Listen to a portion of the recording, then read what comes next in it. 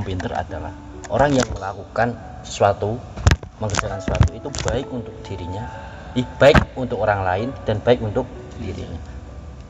Di garis besar, di garis bawah ini baik untuk orang lain dulu lah. Ya, orang pintar itu. Orang pintar adalah orang yang melakukan sesuatu baik untuk orang lain dan baik untuk dirinya. Yang kedua, orang yang melakukan sesuatu itu baik untuk dirinya, buruk bagi orang lain, itu jenenge bandit. Ya. Nanti bandit tidak? Ya kan, mafia kan. Baik buat dirinya tapi buruk ke wong. Nah, ini jenenge bandit. Terus yang ketiga, baik untuk orang lain, buruk bagi dirinya. Itu orang yang tidak berdaya. Ya. Baik untuk orang lain, tapi buruk bagi dirinya, itu tidak orang yang tidak berdaya. Bisa yang keempat,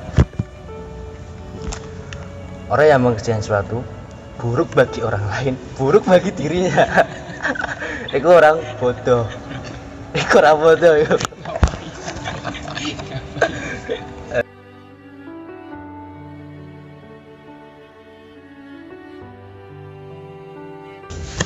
Orang yang tidak berilmu maka ia bukanlah laki-laki. Asik. Bukan soal berilmu, dia bukan laki-laki. Penyindir lagi nyindir sama ya. Oh, soal berilmu bukanlah laki-laki. Itu semangat semua. Terus Imam Waqi' berkata, Imam Waqi', seorang laki-laki tidak akan dikatakan orang alim. Seorang laki-laki tidak akan dikatakan orang alim sehingga ia mau mendengarkan orang yang lebih tua, mau mendengar orang yang sebanding dengannya, dan mau mendengar orang yang lebih muda darinya. Jadi dipahami Ra? Bisa dijelaskan kita terus meneruskan mengenai juga menghormati orang kan. Aku menghormati sing luwih tua. Kenapa? Mergo sing luwih tua iku wis nglakoni kebaikan sing aku durung nglakoni. Aku menghormati sing lebih muda dari aku. Ngopo? Mergo sing lebih muda iku kurang nglakoni keelekan sing aku wis nglakoni. Ngono sih? Nggih. Ya makane ngomong, wong laki-laki tidak bisa disebut wong alim nek gurung gelem ngrungokke sing luwih tua, gurung gelem ngrungokke sing luwih padha-padha sebanding, dan ora gelem dengarkan orang yang lebih muda. Ini kurang disebut wong alim, wong lanang. Paham sih? Paham, Mas. Diriwayatkan dari Mu'adz bin Jabal radhiyallahu anhu. Ia berkata, pelajarilah ilmu pengetahuan, karena mempelajarinya adalah suatu kebajikan. Mencarinya adalah suatu ibadah. Mengingat atau mendiskusikannya adalah tasbih. Membahasnya adalah jihad. Menyerahkannya atau mengamalkannya, mengaplikasikannya adalah upaya pendekatan diri kepada Allah Subhanahu wa taala. Dan mengajarkannya kepada orang lain atau orang yang tidak tahu adalah sedekah. Komplit wis nang ilmu pengetahuan wis komplit. Kebajikan, ibadah, tasbih, jihad, ya kan? Pemane iki? Pendekatan diri kepada Allah, terus sedekah. Komplit sih, Komplit.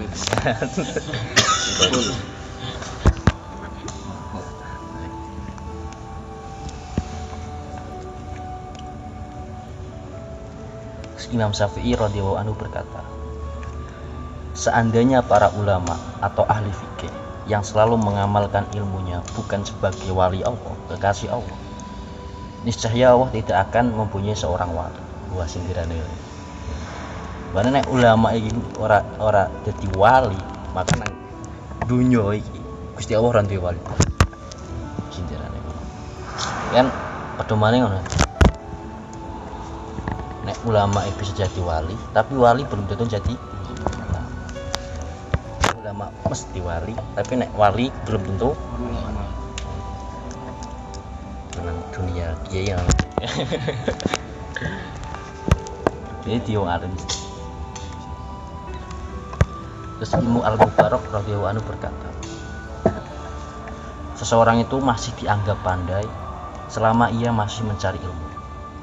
Apabila ada seorang menganggap bahwa dirinya pandai, maka ia benar-benar telah bodoh. Ya, seorang ini dianggap pandai sik golek ilmu. Tapi nek mbane wong merasa dirinya pandai, bahwa ketahuilah bahwa dirinya itu benar-benar telah bodoh. Sik goleki pandai, merasa pinter, bodoh. Nah, wong aku pinter berarti saya pinter ke langsung lagi golek terus sampai ketika Kanjeng Nabi mencari ilmu dari lahir sampai yang lahat ini.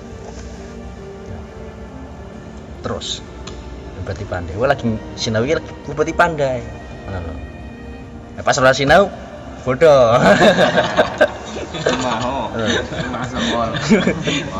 Semangat sih. Oke. Ada riset kemarin ya Pak sambung-sambungnya ilmu-ilmu kemarin. Pertama rajulun yadri wa huwa yadri fa innahu yadri. Itu pertama orang yang tahu bahwa dirinya itu tahu dan sesungguhnya dia itu tahu. Pertama. Yang kedua rajulun la yadri wa huwa yadri fa innahu yadri. Orang yang tidak tahu bahwa dirinya itu tahu dan sebenarnya dia itu tahu. Nomor 3 rajulun yadri wa huwa la yadri fa innahu la yadri. Orang yang tahu bahwa dirinya itu tidak tahu dan sesungguhnya dia itu tidak tahu.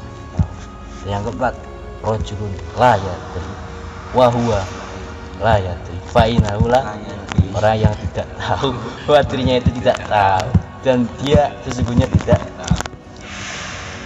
Coba kita ya. Pertama tak simpulke pertama ge wong bijak. Iki makome para wali, para ulama. Wong sing ngerti bahwa dirinya itu tahu dan para nabi. Sing ngerti bahwa dirinya tahu dan sungguhnya dia tahu kan para nabi, para ulama, kan ulama pewaris para. Ini langsung terkonfirmasi ya pangeran dengan para wali ya juga.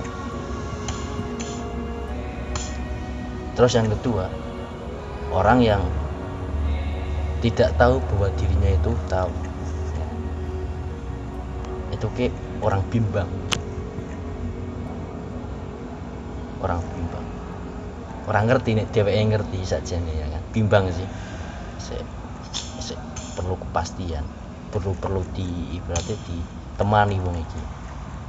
Dibukakan ilmu nih. Ya.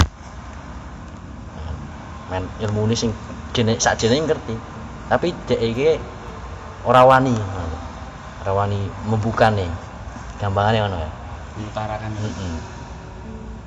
terpendam berarti ini terpendam. Terus yang ketiga orang yang tahu bahwa dirinya itu tidak tahu.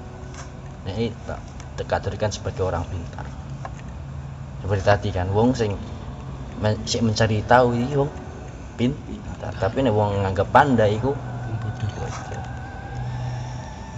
Tapi di garis bawahi apa di tanda kutip kecuali para ulama dan wali ya, para nabi. Nek para nabi mesti ngerti dan pasti dia ngerti ya loh. Dan sebenarnya dia ngerti ya. Nama komite paling enggak nomor 3 itu loh. Dia ngerti dheweke ora. Ya istri saja akeh dheweke ora ngerti daripada yang ngerti. Terus yang keempat, nah ini yang keempat ini loh, wong orang ngerti, ya kan? Dan dia itu tidak tahu bahwa dirinya itu tidak tahu. Walah, ini neng ilmu pengetahuan, ini jenenge Dunning-Kruger. Apa itu Dunning-Kruger? Dunning-Kruger itu orang yang berbicara lantang, sangat berbicara lantang, bahwa dia itu sakjane orang ngerti. Nah, dia akhirnya ngomongin kayak wah ya kabeh ngomong kabeh. Padahal iku ora jenenge Dunning-Kruger. Wong ora ngerti. Tapi ki seolah-olah dheweke ngerti. Iku jenenge wong bodoh. Ada lagi, sakral. Ada orang pintar. Orang pintar itu apa? iki ada definisi lain. Kowe mau pilih dewek sing pas mbok kowe berarti. Akeh wae tak ini. Wong pinter adalah orang yang melakukan sesuatu, mengerjakan sesuatu itu baik untuk dirinya, baik untuk orang lain dan baik untuk dirinya. Di garis besar, di garis bawah ini baik untuk orang lain dulu lah. Ya, orang pintar itu. Orang pintar adalah orang yang melakukan sesuatu baik untuk orang lain dan baik untuk dirinya. Yang kedua, orang yang melakukan sesuatu itu baik untuk dirinya, buruk bagi orang lain, itu disebut bandit. Ya. Seperti bandit lah. Ya kan, mafia kan. Baik buat dirinya tapi buruk ke wong. Nah, ini jenisnya bandit. Terus yang ketiga, baik untuk orang lain, buruk bagi dirinya. Itu orang yang tidak berdaya. Ya. Baik untuk orang lain tapi buruk bagi dirinya, itu tidak orang yang tidak berdaya. Bisa enggak 4. Orang yang mengerjakan sesuatu buruk bagi orang lain, buruk bagi dirinya. Itu orang bodoh. Itu orang bodoh yuk. Kita kategorikan. Ada beberapa versi. Nah, semu kan Rasulullah ini versi pesantren. SIK versi ilmiah. Loh. Komplit.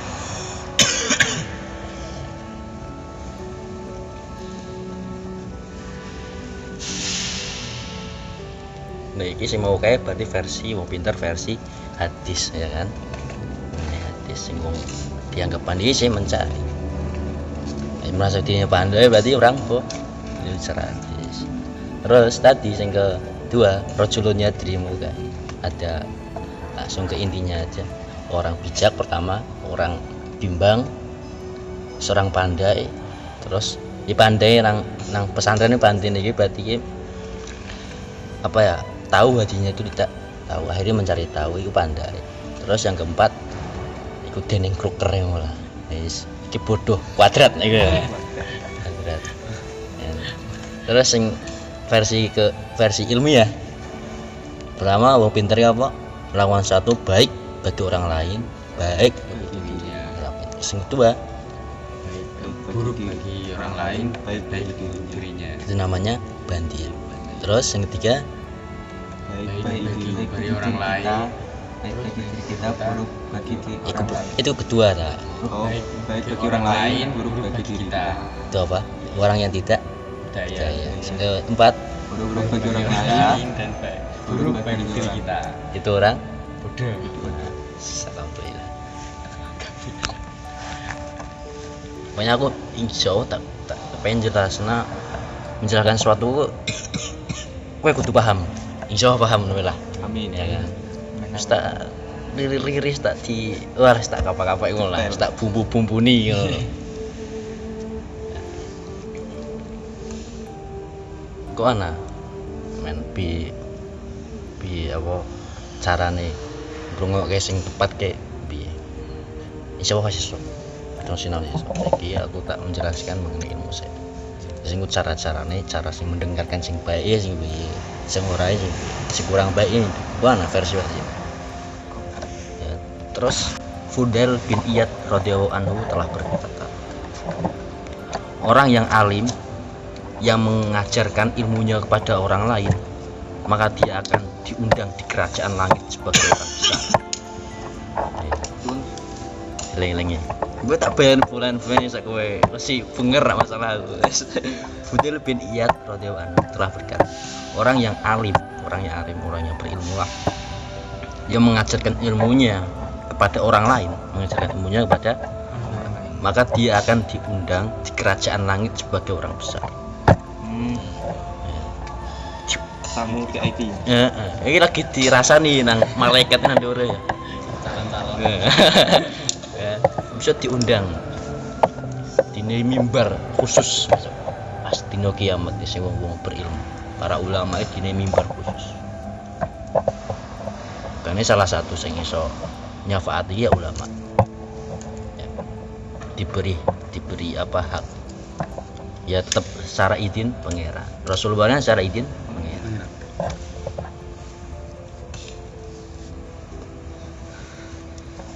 Lanjut, Hasan Al-Basri telah berkata, sisaan ilmu pengetahuan adalah hati yang mati. Iki apa ya, ibaratnya efek dosis, efek samping. Ini tuh ngerti. Sisaan ilmu pengetahuan adalah hati yang mati. Kemudian ia ditanya, apa yang dimaksud dengan hati yang mati? Ia menjawab, Hasan Al-Basri menjawab, matinya hati adalah mencari dunia dengan menggunakan perbuatan-perbuatan akhirat. Ya, mencari dunia dengan perbuatan-perbuatan akhirat. Ini jenenge hati yang mati, sisaan ilmu. Kowe nek sing ngerti ini kan akhirnya bisa menghindar sih. Iya ra. Nek orang ngerti ini kan orang bisa menghindar, orang ngerti efek. Tapi yang ngerti efek kan bisa menghindar dari efek samping tersebut. Kayak obat kan terus ngerti efek sampingnya bisa mengatasi. Itu panik apa pusing-pusing ini kan ya baik lu hantan gue gawe hati mati ya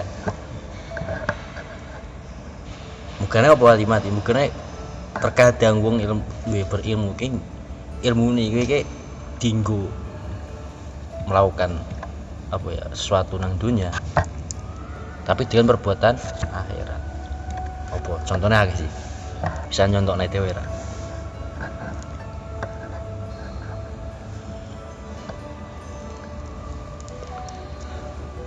melakukan apa mencari dunia dengan menggunakan perbuatan rasa lah nak diisu contohnya malah tersinggung ya sih nyinggung mana lagi paham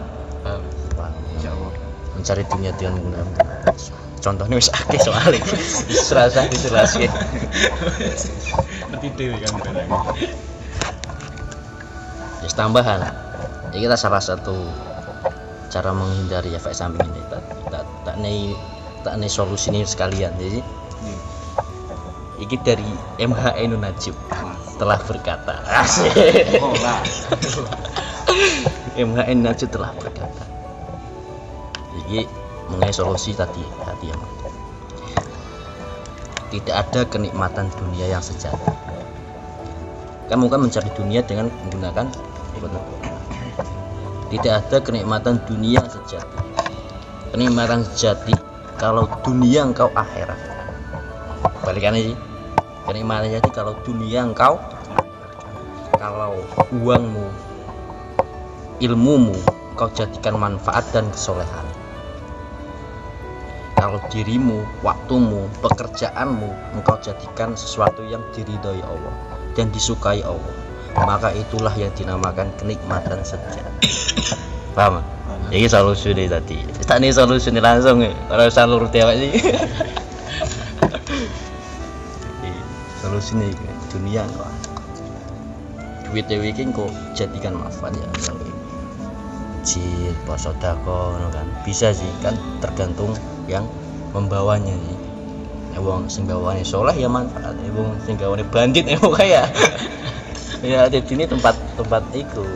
Sepi wong iki.